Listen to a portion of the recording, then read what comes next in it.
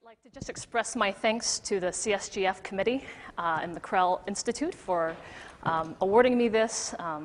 It's very meaningful to me to be here and to be standing up in front of you today.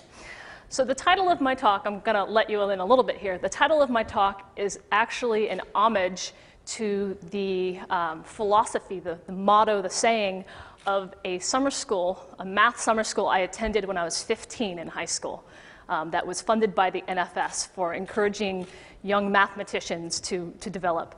And I think I want to express how much impact these programs that are designed to encourage young people really do make a difference, because I do think that my beginnings as a scientist began with that NFS-funded program. So I'm going to be talking about optimal fillings of shapes. So let's talk about shapes. Babies are fascinated by shapes. So are physicists. Why? The reason why we're fascinated by shapes is because as physicists, we are interested in trying to understand phenomena with the smallest number of components that you need to see why something happens. To quote everybody's favorite physicist, make everything as simple as possible, but not simpler. And there are a lot of problems that have to do with the interaction of just simply the shapes of a large collection of objects. So for example, if I gave you a whole bunch of pencils and you put them in a box and I let you shake that box up and down and you open the box up, you should be terribly surprised if you saw this. Because entropically, this is not what pencils are going to want to do. That's why something like this has the name of an artist attached to it. Lars Onsager was one of the first physicists to lay out a rigorous mathematical physical explanation for why it is that rods want to align. And this is a Nobel laureate, so this is a pretty serious and rigorous study of how important shape can be in determining very simple things. Another example of a problem is the Brazil nut problem. This is a problem where you consider a can of mixed nuts. They're different sizes. You shake the nuts up and down. You look inside the can, and all the big ones have somehow ended up at the top, and all the little ones have somehow ended up on the bottom. This is still a problem that's being studied in physics to understand precisely the mechanisms by which this happens. And why is this? It's because of the different shape of the nuts causing the formation of this ordering. So we don't just study shape because of academic interest, because of theoretical interest. Our interest in shape is also there because there's a whole bunch of engineered materials that we can think about these days that have everything to do with imagining the interactions of a vast collection of shapes. A really big area right now is to think about how to structure materials at the nanoscale on a periodic lattice that's regular and actually can self-assemble itself. This is an area of mesoscale physics that people are really excited about, and it's a big challenge. One of the ways that we may do this is by creating shaped nanoparticles by the mole, putting them together, putting interactions between them, and letting their shape be one of the things that drives the formation of structure. I just want to show you this little image over here on the right. Right here, you should be able to make out that these are tiny little rods that are packing into that nice aligned fashion. So here we have our pencils, on the scale of perhaps a mole of these little particles. And down here, maybe you can make out that these are tiny little triangles that are tiling on a plate, and they have this kind of hexagonal lattice ordering, and then they also have that each little triangle is pointing up. So there's extra order that comes about because of the shape of these particles. So we want to be able to study large collections of shaped particles, which means we need to start to develop computational tools that can study large collections of shaped particles. And some of those computational tools, we're developing them. Maybe they haven't quite existed before. One common tool that we like to use is molecular dynamics. And 2 years ago, when I was standing up here and giving my 20-minute end of my fellowship talk, I spoke about some work I have done in GPU accelerating a mini-particle dynamics code. So molecular dynamics is my area. It's what I like to think about. It's how I think about problems. And in molecular dynamics, we can model an ensemble of particles by basically having a model of their interactions and creating trajectories of that set of particles going forward in space. This is a method that comes from the study of atoms. But we can change the forces, we can change what the particles are, and we can make them coarse-grained representations of colloidal scale or nanoscale shaped particles instead. But as molecular dynamics was originally invented to study atoms, you have to work within the constraints of what that algorithm is good at and stay away from what that algorithm is bad at. So molecular dynamics is good at, and I'm just going to say this quickly, radially shifted isotropic pair potentials and rigid body integration. So now let's talk about what that really means. When we model things, we're never modeling the thing. We are always modeling a representation of the thing. We're always using a minimal, even people who do ab initio simulations are somehow representing the minimalist model of something that they can.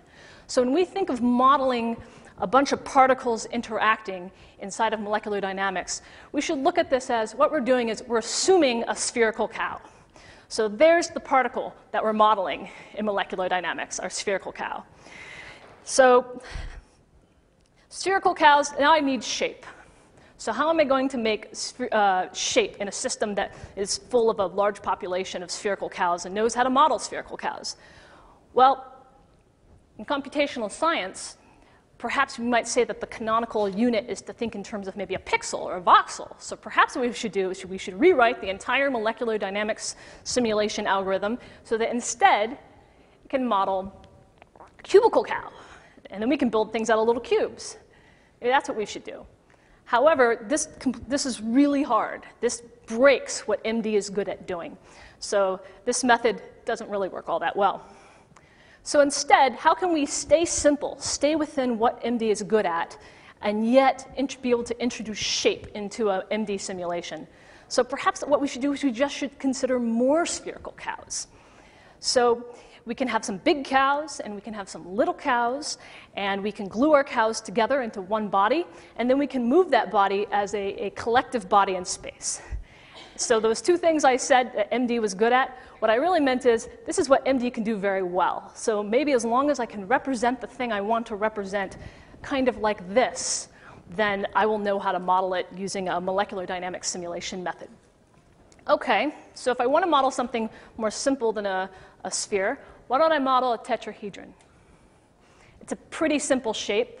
It's the simplest of the Platonic shapes. It only has 4 sides. It only has 4 points, 6 edges. Perhaps we should try modeling a tetrahedron in molecular dynamics. But why would I want to model a tetrahedron? This is where I'm going to refer back to a body of research that has been done from my research group at the University of Michigan. One of the interesting things that researchers in my group discovered when they looked at large ensembles of tetrahedron is that tetrahedron, for all their simplicity, do incredibly complicated and unintuitive things. So for starts, 5 years ago, nobody knew if it was possible to fill space, to pack space with tetrahedra tighter than spheres can pack. And it was actually, there was some person who thought that there was a kind of a mathematical notion that this might not even be possible. Some researchers in my group studied basically a thermodynamic ensemble of tetrahedra. They squished it down, and a quasi-crystal emerged, which was incredibly surprising. You might recognize a quasi-crystal, of course, as the discovery of which in an actual metallic system of what Daniel Schechtman received a Nobel Prize in chemistry for this last year. Well, you can also get them out of just packing tetrahedra together. Then some other researchers in my group discovered that if you can figure out how to pack those tetrahedra even tighter, that you can actually form this dense crystalline dimer packing of regular tetrahedra. And this work, which was published in 2010, actually is the world record in knowing precisely how densely you can pack tetrahedra in space. And you know, I think it's amazing to think that such a simple shape does such complicated things, and there's things that we only know about its packing in space now. Another student in my group also studied what happens as you take that tetrahedron and you start to change it, to form it away from being a perfect tetrahedron. And he watched how the crystal structure that it forms when you pack it change. So one of the things I know from this work is that if you're not modeling your tetrahedron well enough, you won't be modeling a tetrahedron. You will get something different. So going back to wanting to be able to model large systems of tetrahedrally shaped particles in molecular dynamics, I'm back to this question. How am I going to make this from the smallest number of these? I'm going to start by showing you what is not the answer. This is not the answer. The reason this is not the answer is that even though, as you build up this cannonball stack of identical spheres, you're certainly approaching a tetrahedron. You're approaching that tetrahedron really slowly. Every time you want to add, you say, okay, I don't really think I'm resolving the edges and the vertices really nearly enough. You're increasing the number of particles in your system by n of order n squared. And I say n squared because we're smart enough to know we don't need the ones in the middle. But still, it's just, you're getting there and your calculation is going slower and slower and slower because you're adding up more and more and more particles just to represent one particle in your system. So this is where I thought, hey, I think we can do better than this. Clearly, surely there has to be a better way to represent a tetrahedron just using some spheres, packing, laying them over each other and packing them into space than what we have right now. And that question, that how do we do it, how do you create that, that actually was the beginning of like this new question, this new optimization problem that we now call filling. So the filling problem is a hybrid of the covering problem and the packing problem, the mathematics, both of which are classical mathematical and physical questions that have been studied for a long time. In the filling problem, we say, hey, what I have is I have a container, and I can take objects and I can stuff them in the container, and they can overlap all they want within the container. That's fine, but they must be in the container. Now, how can I fill that container the most? How can I get the most filling of this container with just this number of objects? And in my particular case, my objects are going to be, basically, they're going to be spheres. They're going to be balls. And I'm going to let them vary in size all they want because there's no real computational penalty for me to let them vary in size.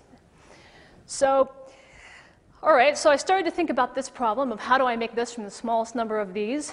And what I realized is this problem is hard. This problem's really hard, and I really wasn't getting very far with it. So I said, fine, I'll just drop a dimension, see if I can solve it here. Let's make it simpler. So I'm now going to show you an example of I'm going to switch from a triangle or the one dimension down of a tetrahedron. I'm going to switch, and this is going to be my canonical shape for the rest of this talk. So just to make clear what I'm saying here, here's my shape. This is my container. And this right here is a perfectly acceptable disk to put inside that shape. That's legal. That's also okay. Overlapping is fine. No penalty for that. However, that right there, that's an illegal disk. That can't be part of a filling solution. And now I want to find out how to fill the most amount of the inside of that space with a certain number of disks.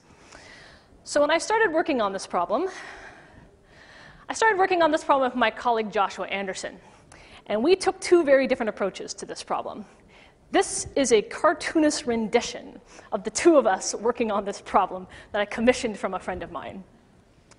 So Josh, you can see over there on the left, he said, this problem is classic. I can throw a genetic algorithm at this problem. So he coded up a genetic algorithm. You could see behind him, like the cluster. He figured out how to put parts of the problem onto the GPUs, and he threw the power of the University of Michigan cluster at finding solutions to these problems. I'm over here on the right, and I said, well, I think what I'm going to do is I'm going to think about the basic mathematical structure of what one of these solutions ideally should look like. What are the properties of a good solution? What are the properties of a bad solution? And from that, I'm going to try to build a heuristic that can find good solutions. This was all I can say is having two people working on the same problem, but coming algorithmically from two completely different directions is really fruitful.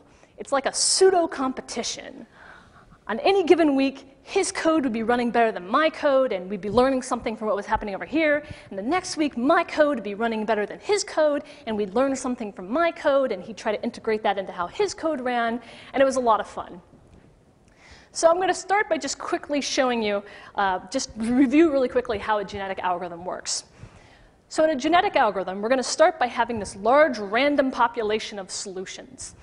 All of them, of course, legal solutions.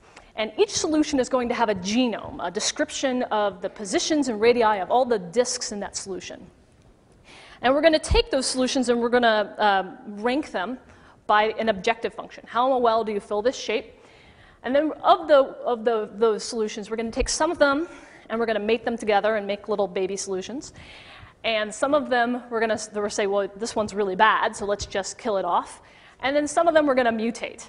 So, and we're going to do this process over and over and over and over again. And hopefully when we do this, we're going to see this convergence towards something that represents the actual solution of the system. So we're going to evolve to the solution. We don't know how many iterations it's going to take. When you get a solution, you're not really going to know if it's actually the best solution. So maybe we're going to do a lot of runs and see if the same solution comes up each time. But the nice thing is you don't have to know anything.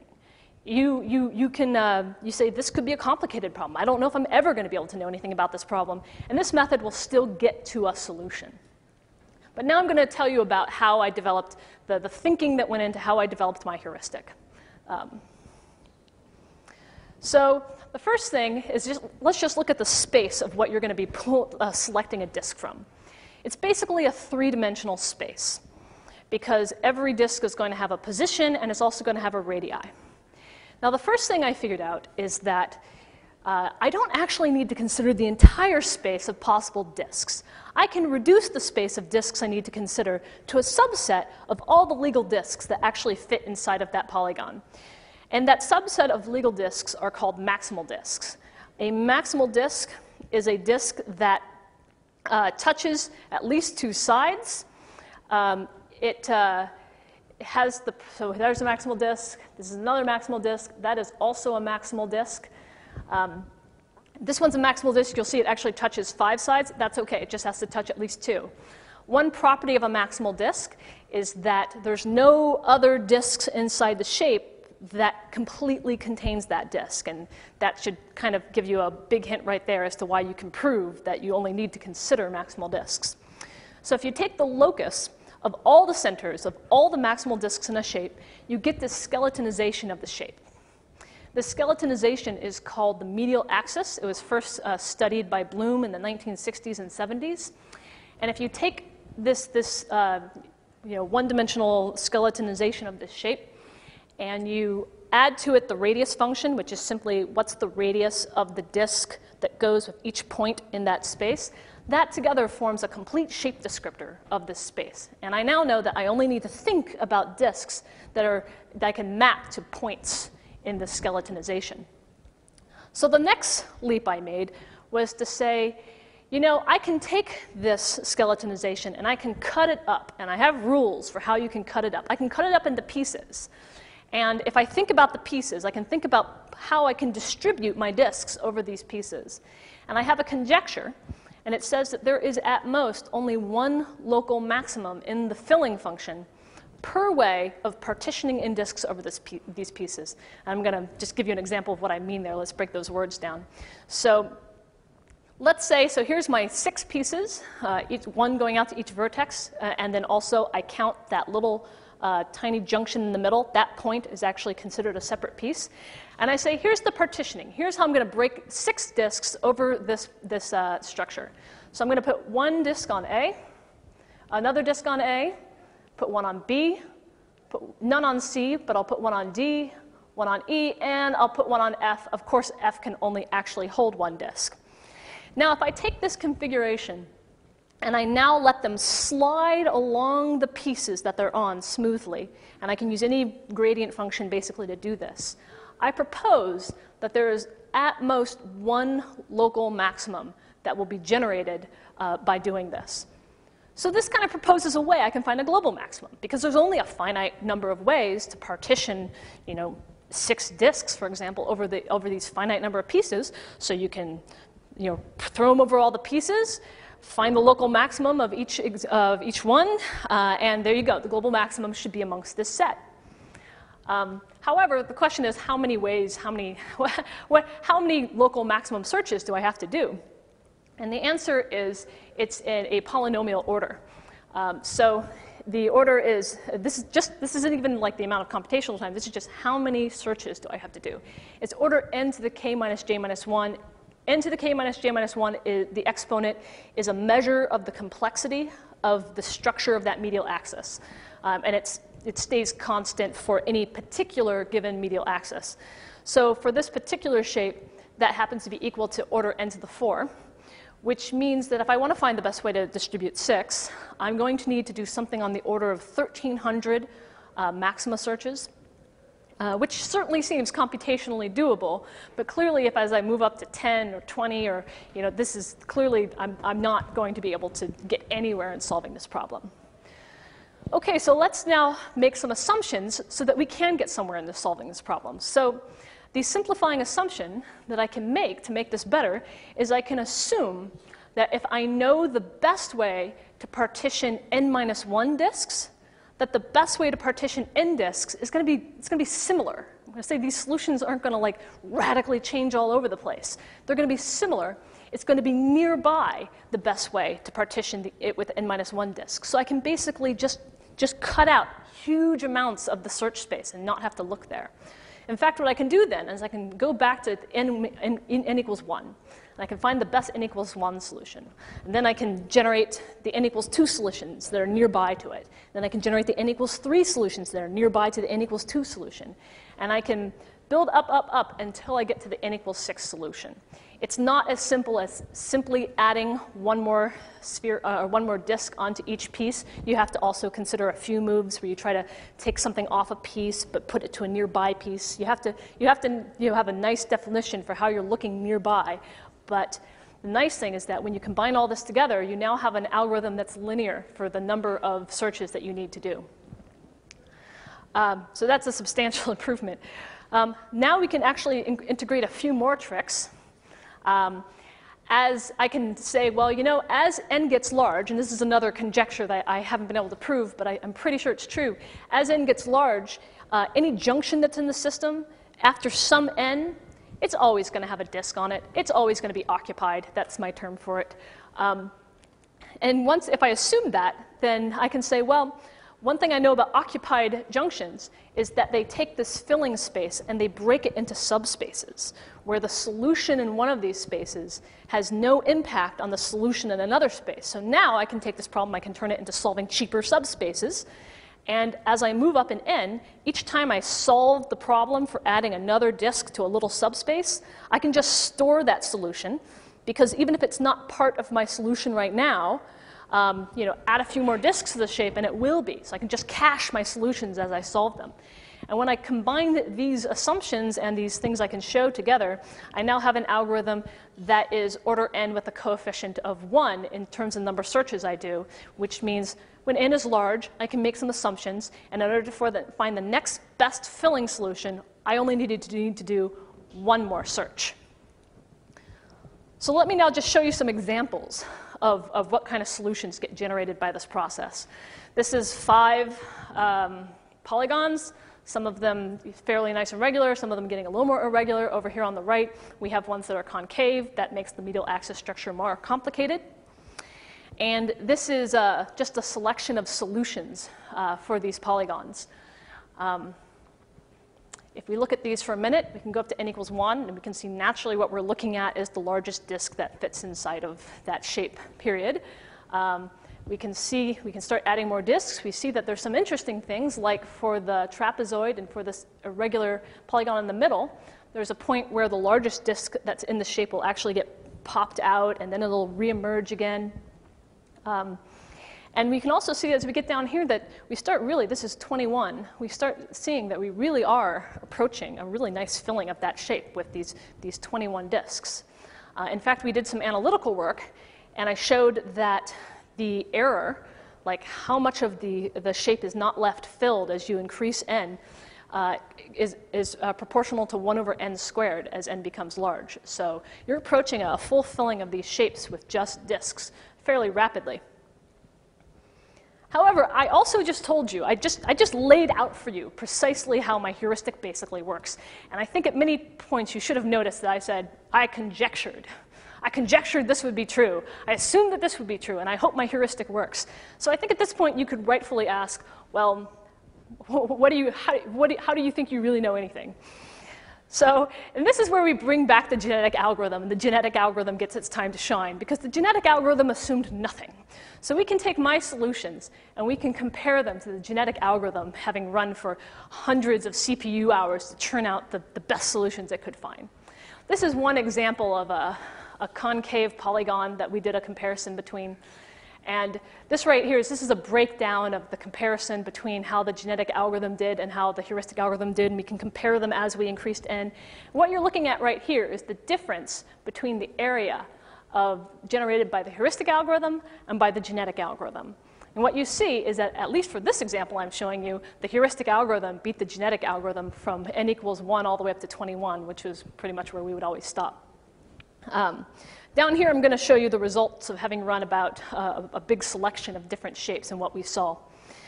If we took the heuristic algorithm and the genetic algorithm, and we compared the results and just said, how did you partition disks over the pieces of this medial axis? For a convex shape, 98% of the time they partitioned them identically. And for concave shapes, over 90% of the time they came up with exactly the same partitioning. When they didn't match, for convex shapes, heuristic does very well.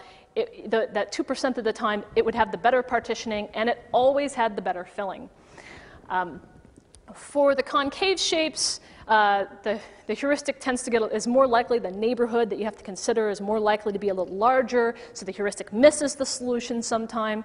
So half the time, the heuristic had the better partitioning, half the time the genetic algorithm had the better partitioning, but whenever the heuristic had the better filling, whenever the heuristic had either the better partitioning or the same, it always had the better filling numbers. Some of this, having the better filling numbers and the difference between these two lines, if you'd taken that genetic algorithm and you just continue to run it, and help it tweak its solutions better, it would have eventually, you would actually close those two down. It's just that takes a lot longer for a genetic algorithm.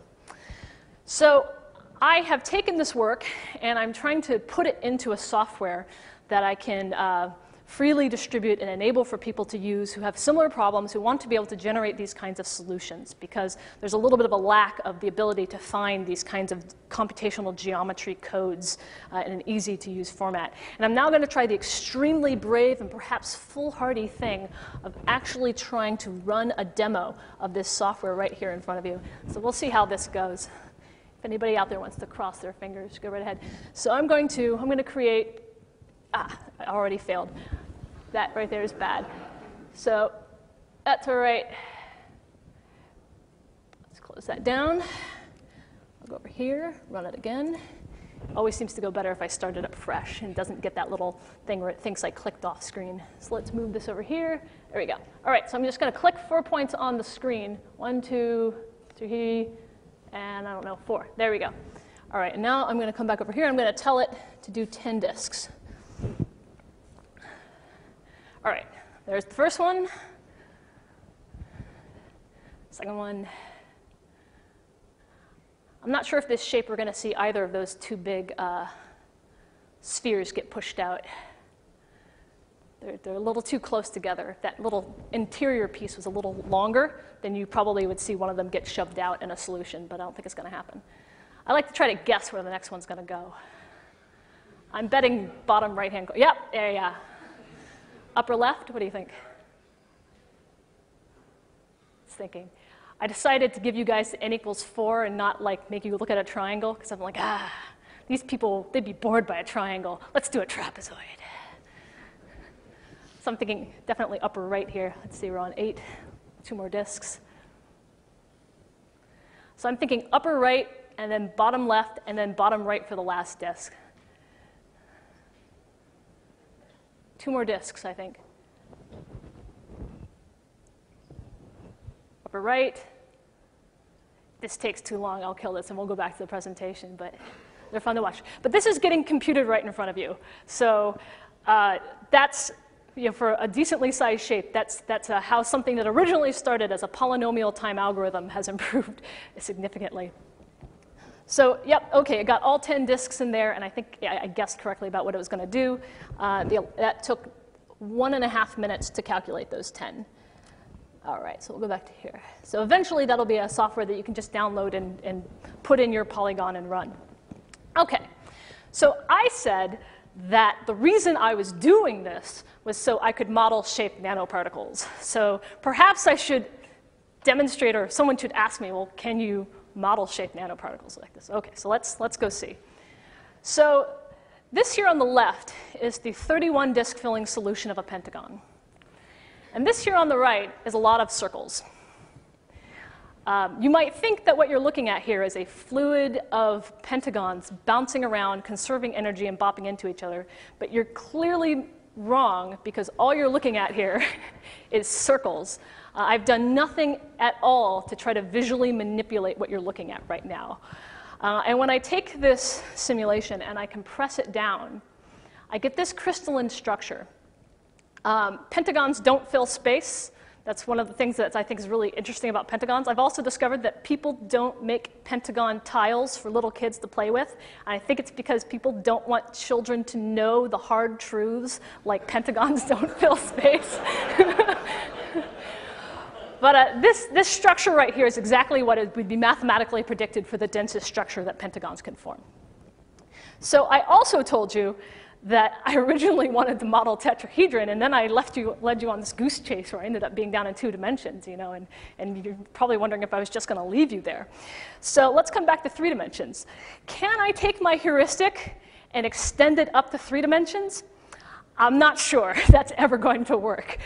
3 dimensions gets more complicated. The kinds of structures of that medial skeleton become a little harder to handle when you're up in 3 dimensions. However, I did get insight into how these solutions behave and what they do, and that made me able to think about some other methods that you could use to try to find optimal solutions in 3 dimensions. And that's actually an area that I'd like to spend more time working on, because a lot more people are interested in 3-dimensional solutions than 2-dimensional. I was able to generate this n equals 81 solution, for example, for the tetrahedron. And I think that this has a lot of the sort of properties and scaling properties of the global optimum. I'm willing to bet that the global optimum for this system is just maybe a small numerical tweak away from this 3-dimensional collection right there. This right here is a simulation where I created a whole group of bunch of tetrahedron from these 81 spheres apiece. And I decided, well, let's add functionalization. Let's put some attractions between them, put some patches on them, and let's see if I can't get them to self-assemble this structure right here. This is if you take 20 tetrahedron and you pack them together, you can form a little icosahedron. It's not perfectly dense, but it's really close. So and I also know, by the way, I had done from some prior work that if you aren't doing a good job at modeling your tetrahedron, you don't get this structure. You get something that little resembles it, but is like kind of crazy. It has too many, or it has way too few. So this is the simulation I ran, and if you look at it, you should be able to see these nice little self-assembled icosahedral structures that are forming from these tetrahedron. And you might know, some of you might know that there's actually viral capsid structures that actually look a lot like these structures.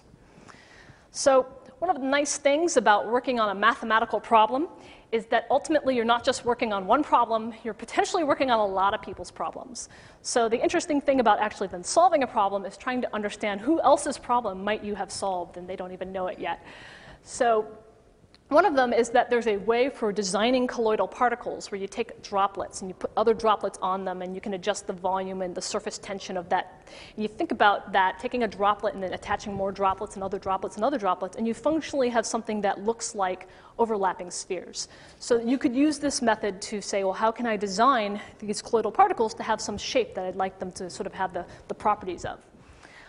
This also represents a very compact way to represent or to represent data. You say, here's this shape, this volume. I need a compact way to represent it, to transmit, maybe, for information purposes.